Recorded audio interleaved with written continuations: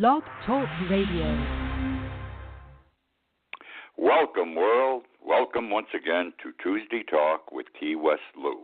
I am your host, Louis Patron. There was a time when the big news was probably once a week something happened.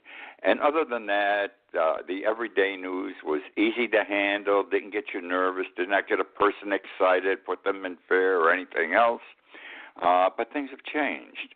We live in the time of Donald Trump now, where every day is full of news. News! This man creates news. He blows his nose and he creates news. Everything he does creates news. And the news he creates is not always correct. It's not always healthy. It's not always helpful. We elected him president. I didn't vote for him. If you go back and listen to the show and read my blogs from the election time, you'll find out I wasn't on his team. I wasn't for him. I thought he was a despot in the making. I thought he was mentally insufficient. I thought he was crazy.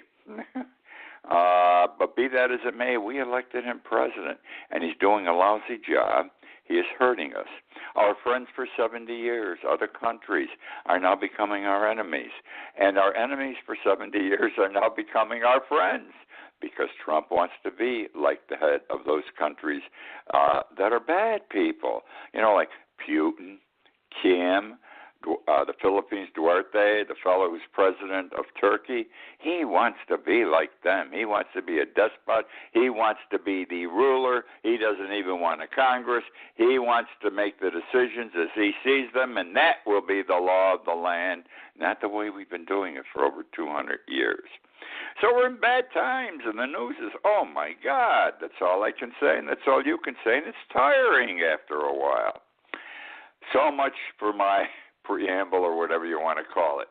Tonight I'm going to take you to New Orleans, to Washington, to Florida's Everglades, to Hanoi, to Puerto Rico, and to Moscow.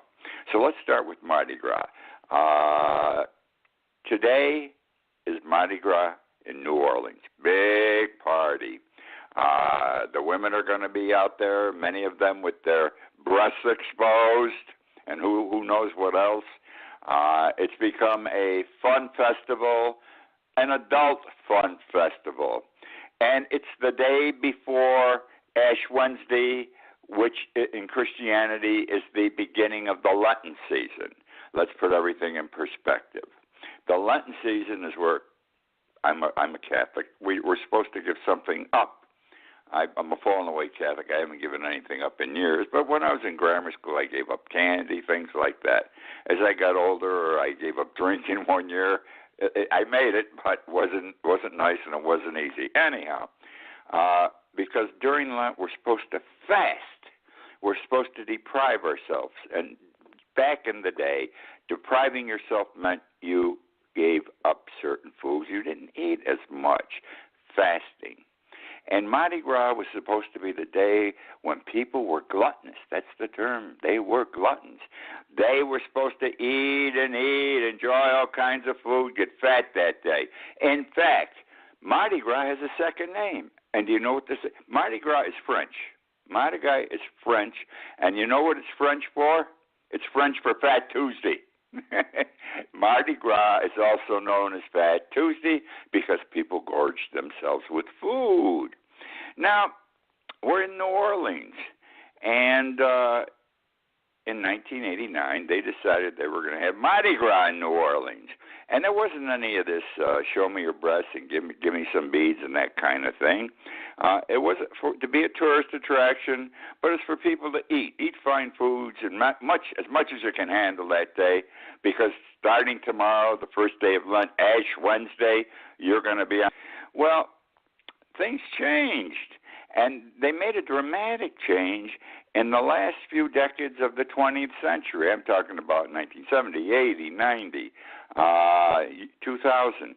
And this is where we got into the adult, not adult friend finder, adult fun games. Again, women would show their breasts from balconies, from the street, and parades. And that's the way it is. I'm not saying that's wrong. I'm not saying it's right, but it was a deviation from which the day was intended. Social scientists have a term, by the way, for women exposing their breasts during Mardi Gras, and it probably applies here to our Fantasy Fest during Fantasy Fest season. It's called, and I quote, ritual disrobement. When a woman exposes her breast, it's called ritual disrobement. I don't know what else goes with it from a scientific perspective. Now, tonight in New Orleans, they're partying big time. It's got to be exciting. And I'll be honest, I like to walk around like I do in Fantasy Fest, and I like to see. I'm a voyeur. I enjoy looking at women's breasts. Call it whatever you like. I openly admit it. I enjoy looking. Tonight at midnight in New Orleans, because the party, Mardi Gras, ends at midnight, police on horses will ride down Bourbon Street. And it's a ceremony. They're riding down Bourbon Street, police on horses. What they're doing is, and I quote, cleaning the street. And their ride on their horses is supposedly to get rid of the people on the street, which doesn't happen. And that's the clearing of the street, because it's a symbol that the next day is here, midnight. It's now Wednesday. It's Ash Wednesday, and it marks the end of the carnival season, because we're into serious business starting Ash Wednesday. 40 days of Lent, 40 days of fasting, giving things up, 40 days of praying every day, more than you normally do, or some if you never do. And that's what Mardi Gras, my friends, is all about. Now, the Republicans yesterday and today are in a furor. Their pants are on fire because one of the House committees, they're all Democrats now, the Democrats control the House. Welcome to the real world, my Republican friends. One of the committees, the House Judiciary Committee, sent out 81 letters. The 81 letters went to certain people and certain entities and told them, and the committee advised, as part of what they're doing now in their investigation of Trump and whatever has been occurring, they want certain records. Now, this sounds cumbersome, but it really isn't. What they're looking for, and this is said in the letters, are the same records that have already been served, demanded by Mueller, by his investigative group, and sent to Mueller. They were told, send us copies of those records, because apparently Mueller can't send them out to the House and so forth. And Democrats are saying, oh, my God, this is a tragedy. How can you do this? What are you subjecting these people to this kind of thing for? They're complaining all over the place. Let me put it in perspective, because we forget. We forget what has happened in the past, and every time we do, we're wrong. Let's go back to Bill Clinton. Remember, he was impeached, okay? Or he was charged with impeachment. He wasn't convicted. The committee, the impeachment committee, going after him, okay, to impeach him, sent out, they subpoenaed, listen to what I'm going to say, they subpoenaed in excess of 1,200 people. 1,200 people. That's a lot. The House Judiciary Committee only sent out, they subpoenaed him. The House Judiciary Committee just sent out a letter saying, please provide what you provided Mueller. The Clinton group, they issued over 1,200 subpoenas. They have no justification. This was a Republican-run prosecution, persecution, if I can label it that way, of Bill Clinton. They're so excited. I think that the Republicans are making as much noise about this as what happened when Martin Luther, back in 1100 or something, Martin Luther nailed the 95 Theses on the door of All Saints Church in Wittenberg. Everybody went crazy. Now the Republicans are going crazy over 81 letters. Does not make sense to me, and they forget what happened in the past. Okay? Now, and I got to say something else. This thought occurred to me today. I wrote about this in my blog a little bit today, too. What would you rather have? They chased Clinton, and all Clinton did was have sex in the Oval Office. In fact, I don't know to what end the sex was. He was orally copulated in the Oval Office. Truman sleeps with Putin. What's worse? What's worse? A president having sex improperly, can't do these things in the Oval Office. Or Trump, who sucks up to Putin, and in fact, he's in bed. You can use it as practical terminology with Putin. I don't have to tell you what's worse. I want to talk about robots. We are in trouble in this country. We are not paying attention to the robot investigation. It has been, not investigation, invasion. It has been going on for years. It's getting very heavy the last 2 or 3 years, and is going to continue to get even heavier. Here's what's happening. Just a few things that happened this past week with robots. Walmart, big company, okay? They announced that they had a very profitable year last year. They had what they called, not my words, Walmart's words, blowout earnings they reported for last year. And they thanked this to online sales. Surging online sales have done it. Well, you know, they have a lot of people packing things in boxes, putting things on shelves at Walmarts all over the country, cleaning the floors, etc. These are night shifts. These are night shifts that generally do these things in the Walmart stores. Walmart also announced, besides saying, oh boy, we made a ton of money, the best year ever, etc., that they are going to eliminate the graveyard shifts. They're going to fire the people working on the graveyard shifts in hundreds of their stores. Because they are going to expand into the use of a labor-saving product, quote unquote, labor-saving product. Robots, they're going to machinery to do these jobs. Robots, because robots will cut down their cost of doing business dramatically. So they're going to go into robots. That's Walmart, who's making a ton of money without as many robots as they're going to have. I also want to tell you what happened in 2018, last year, with regards to robots generally in the United States. It's the best year. The people who use robots had the best year ever in 2018. And the use of robots, this is the dangerous thing, the use of robots was up 16% from 2017, which was the best year previously. In other words, we're using more and more robots every day. The rationale, the understanding is clear again. It cuts labor costs, okay? And Donald Trump said, I'm going to bring companies back to the United States, and he's working hard at it. And a lot of companies have come back. There are more that should come back that aren't coming back.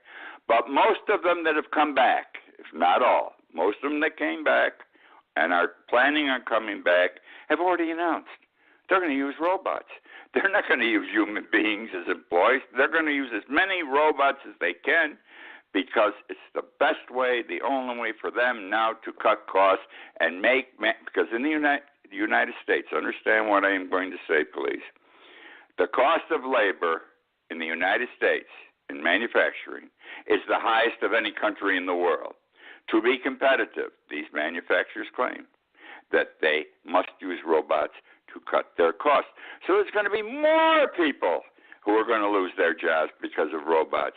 And the thing that bothers me, I said this a few minutes ago, the thing that bothers me about this, so we have to go to robots. That's the next step. That's progress. That's development. But no one's talking about what do we do with the human employees that are going to be without jobs. No one talks about this. And I've been saying for 3 years, I have written about it, I've talked about it, it's the responsibility of our government, our federal and state governments, to have training programs, retraining programs, to see where the jobs are going to be that these people can work. Otherwise, we're going to have a ton more of unemployed. Employment won't be as good as it is today. Trump drums it all the time. Look at all the people working. In 2 years, it could be dramatically down. Do you get the point I'm making? Shouldn't be. We should be retraining these people. There is no federal program of sufficient magnitude to handle the problem. Trump has not paid attention to it. And I've got to say this, too, with all due respect. And I was an Obama supporter. He paid no attention to it. We've let it go. We better start paying attention to it. Now, staying with robots for another moment. You're going to love this. I keep saying they're coming. They're going to take our jobs.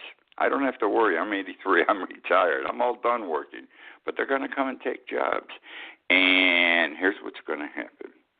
Major League Baseball. This is an example of what's happening. This is for real what I'm going to share with you now. I'm smiling and laughing a little bit because it's hard to believe. I couldn't believe it when I first discovered it.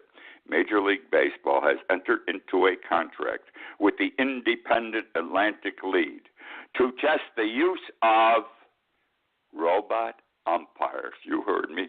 Robot umpires. It's a 3-year test. They're going to use robots as umpires in professional baseball.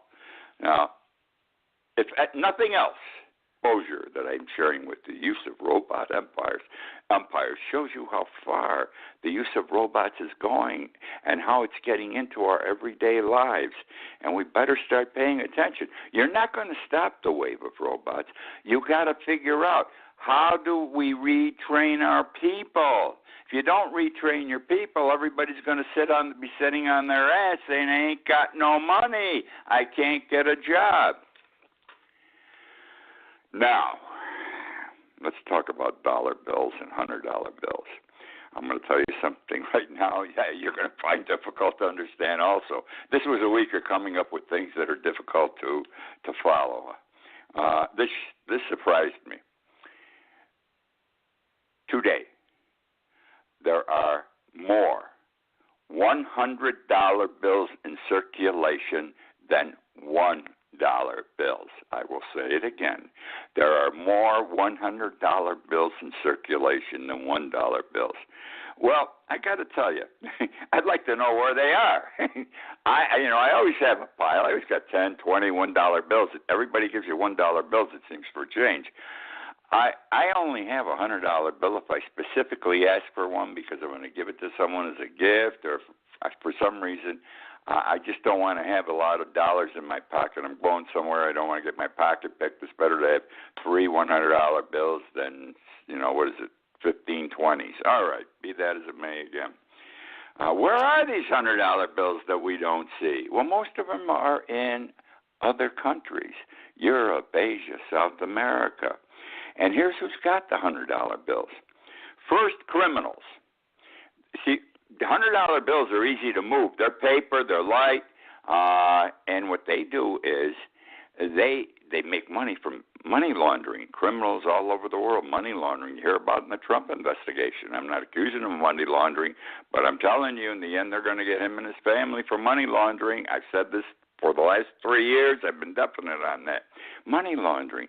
They make their transaction in $100 bills, whatever they do, and then when they have to secret. And this money is kept off our shores. It's still off our shores. Companies who want to hide money or are offshore also are saving. They're hoarding $100 bills because, again, it's easier for them to move that money if it's in bills rather than if it's a bank account transaction. They're going to be using a lot of $100 bills. And I told you, the report said more $100 bills in circulation than dollar bills.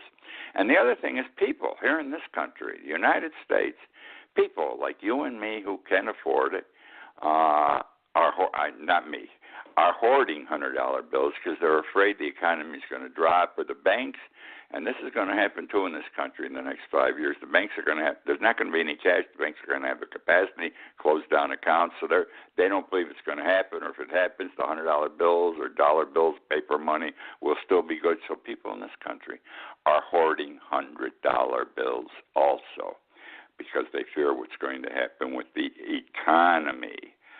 So that's the story about $100 bills, being more of them, which none of us see or have, unless I got someone very affluent who listens to this show.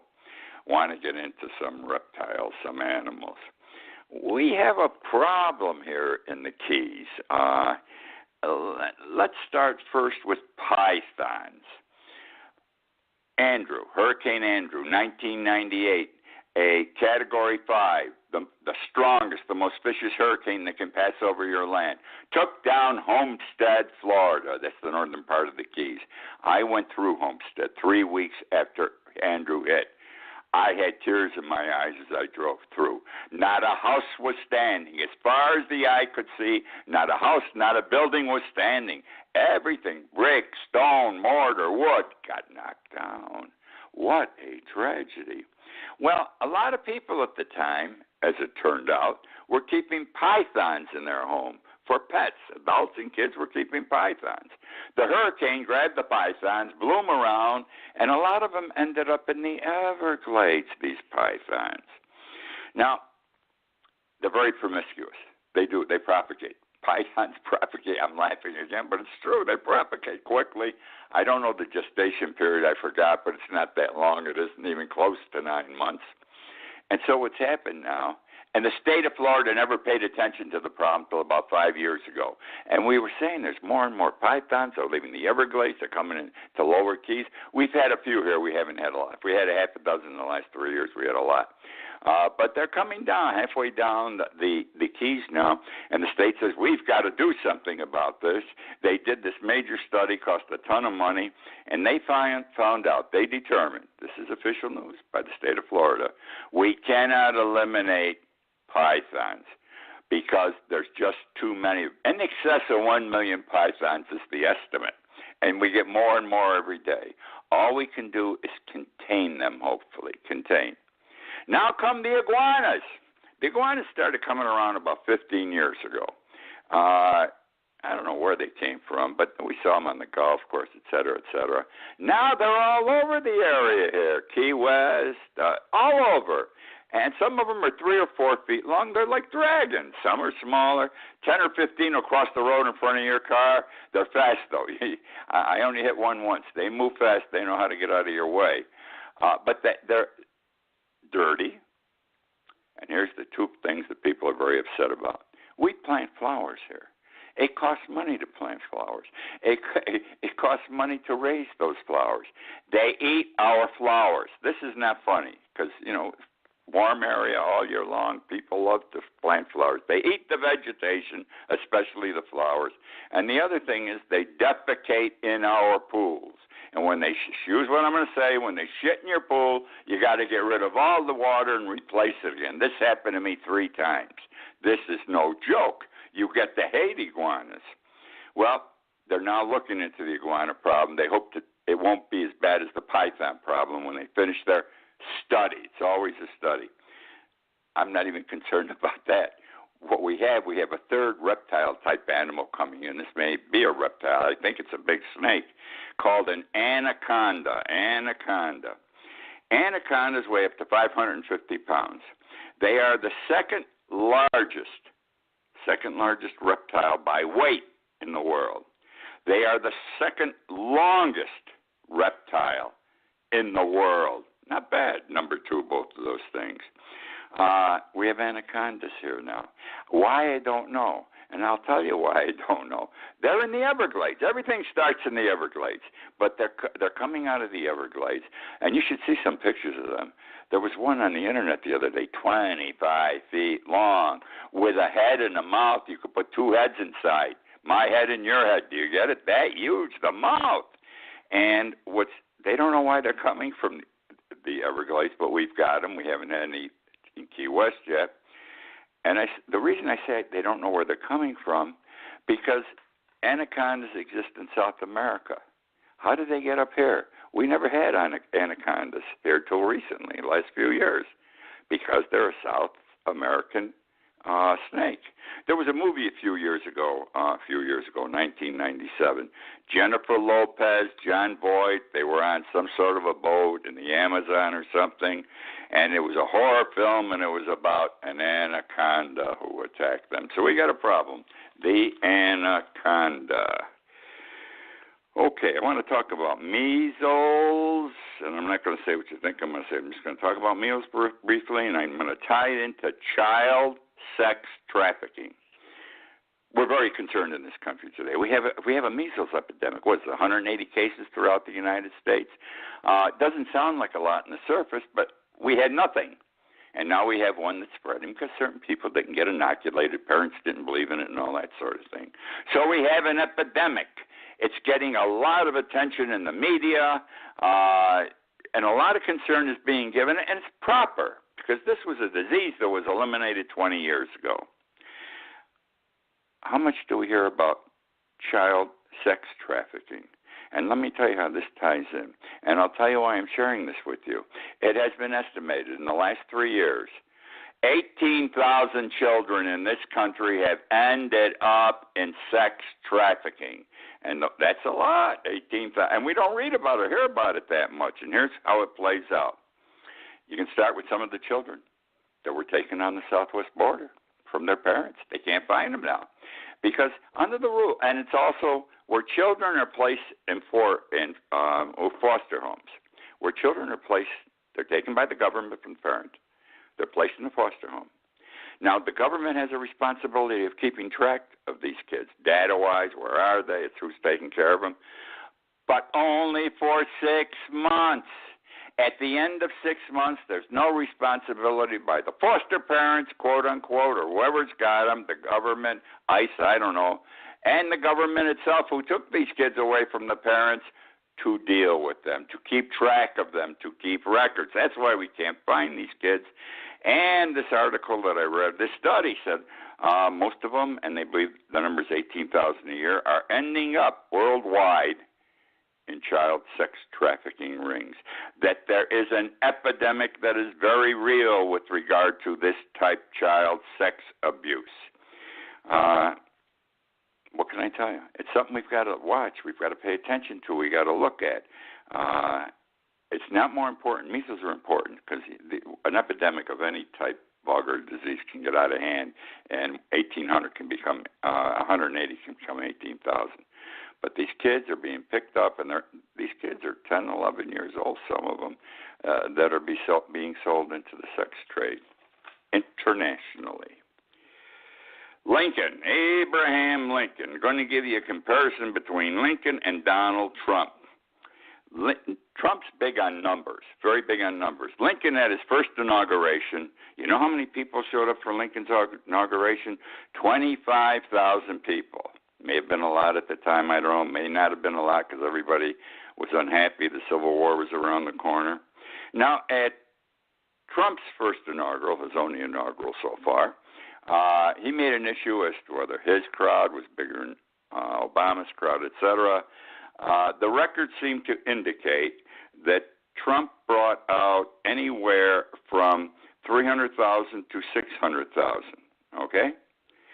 That's it. Not a million, not 1,000,001, 300,000 to 600,000 people for his inauguration. That's a lot more than Abraham Lincoln did, who only had 25,000 people in Washington listening to him. I don't know why Trump hasn't told us yet that more people came to his inauguration than to Abraham Lincoln's, because that's the kind of statement, the type of statement I would expect from Donald Trump. I'm going to tell you something quickly, but my time's running out, about Puerto Rico, who we didn't take care of following the hurricane, and we still haven't taken care of to a sufficient degree. Puerto Rico, they became United States citizens this month, 1917. United States citizens, 1917. They're as good as you and me. They're citizens. And what happened very quickly is, you know why we made them citizens? We're a great country. Woodrow Wilson needed soldiers. We were going to fight World War I. And within, I think, a month or two, 20,000 Puerto Ricans were drafted because they had become citizens. They were drafted into the U.S. Army for World War I. That's the show for this week. Those are the stories I had to tell. I hope you enjoyed. Please join me next week. My numbers keep going up. I say it every week. I can't believe it. I love you people for listening to me. I love doing this show. So, all being said, see you next week. Can your fixed income stand the test of time? Markets change, but the role of fixed income shouldn't. That's why for more than 40 years, MFS has stayed true to our traditional approach. We call it Essential Fixed Income. Find out more at mfs.com/fixed income.